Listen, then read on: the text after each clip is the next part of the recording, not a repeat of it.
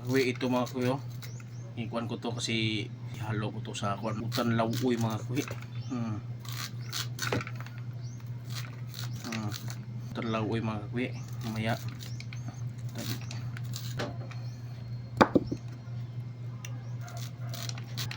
Kahit tagal na to sa amin, hindi ko pa niluto. Wala na problema, hindi naman to masira eh. Ihalo to sa malunggay mamaya, malunggay, isda. Yung sa kit anong panghalo natin sa utan na lawuy. Kakwi, malunggay naman ang ginawa ko mga kakwi para mamaya ba sa utan natin, diba? Kasi hindi makumpleto yung kuha natin, gulay natin pag walang malunggay. Kasi masarap, may lagyan natin kuhan. Hindi ko alam ng pangalan ito sa kuhan ito. Alagbati ba? Pasustansya naman itong mga kakwi, palakas ng katawan. Pagka ito yata ang nakataba sa akin. Pati yan. Ito na mga kakwi, yung utan natin, lagyan natin kamatis ba.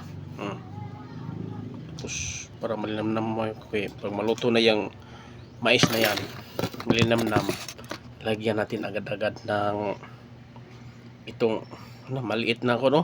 Galonggong, mga maliit.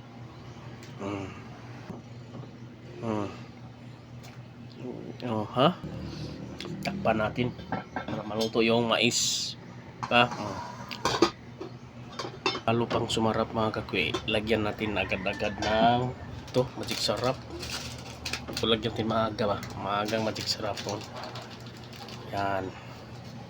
Kunting asin. Kunti pa.